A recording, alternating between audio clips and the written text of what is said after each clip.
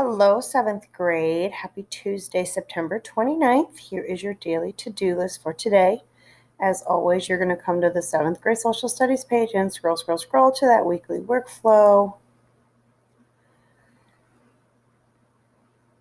And we are going to look at Tuesday. As you can see, your workflow is a little fuller today. I really wanted you yesterday on Monday, to focus on getting everything done from the week before. Starting with today, we have a few things that you are going to need to do, and I'm going to lead into things on Wednesday as well as Thursday. First and foremost, you have a quiz coming up on Thursday. It will not be posted until Thursday because I really want you to focus Tuesday and Wednesday on reviewing and studying for this quiz. The first thing, of course, that I want you to do is watch CNN 10. It is Tuesday, so 2 questions. Reminder that any assignment listed underneath here is due. It's the red date. It is 1 week from the date it's posted. The second thing you're going to do today is you're going to get your additional study guide notes for lesson number 1. If you recall from last year, at the beginning of the lesson and the end of the lesson, I provided you with study guide notes. This is our closing notes for the end of the lesson.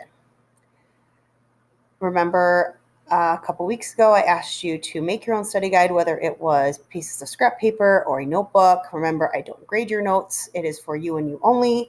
So you're going to want to find your study guide, or if you haven't started one yet, you're definitely going to want to make one today. Your additional notes are going to take you to a Google Doc. And you will notice that things have changed from last year because this is a virtual learning environment. So your instructions are here at the top in red, okay? You are going to copy the questions below into your study guide or notebook. You are then going to review the material from previous modules and search for the answers to the question. I should say modules or weeks. And then write the answers to the questions in your study guide or notebook, okay? So these are your questions. So before it was either black was copy, red was answer. You're going to be doing both. You're going to be copying the questions down, and then you're going to be answering them. All right?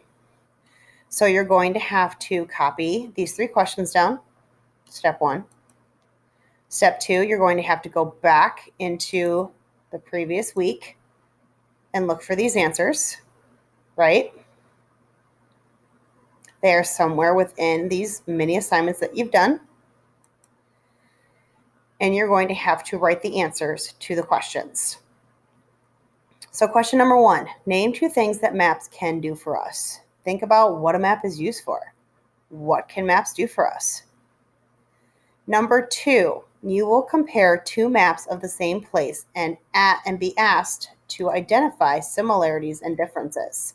So I'm going to show you the same place, but 2 different versions of a map of the same place. And you're going to have to explain to me the similarities and differences. Not all of them, but some of them. What do you see that's the same? What do you see that's different? Because they were made by 2 different people, right? So explain why maps of the same place do not look the same. If I asked you guys all to draw a map of WPA, would they all look the same? Probably not. And explain how a map is created in the first place. A map serves a purpose, right? Number 3 comes from our experiment that we did live last Thursday, where we had to take a round object and make it flat.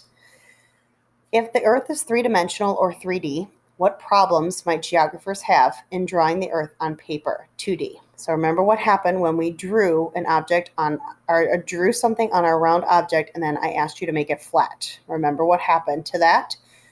Think about it in terms of how we draw the world 3-dimensionally and take it 2-dimensionally and make it flat.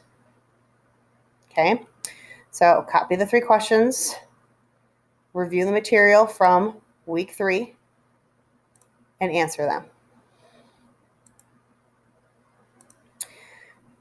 Next thing is I want you to double check that you have already copied the big 3 into your study guide. If you haven't, this is your next step. I have linked the video where I went through that already in week number 2. So if you scroll through it, see if I can find it, start going through it. Okay. So it starts out with an introductory of what you're supposed to do, but then it goes through the big three. All right. So that is Tuesday. I have also posted your quizzes review for this lesson number 1. Remember, my quizzes reviews are basically practice tests, and most of the questions on here will appear on the actual lesson come Thursday. Typically, if we were face-to-face, you would be getting rewards for top 10, top 15, a prize from my bucket, a piece of candy, whatever it might be. I'm still going to reward several students. Because this is a homework game and not a live game, you can play as many times as you want. There is no limit. I'm going to give a reward for the student who plays the most games.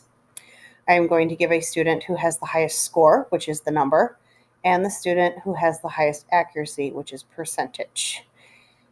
Typically, the highest percentage you can get or accuracy is 100%. So if multiple students get 100% accuracy, then obviously there will be multiple winners.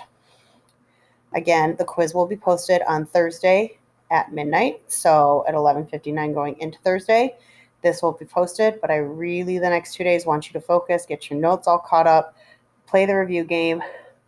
During the Zoom live, we will do a review ourselves, not quizzes, something different, something new. Should be fun. But if you have any questions, feel free to email or text me.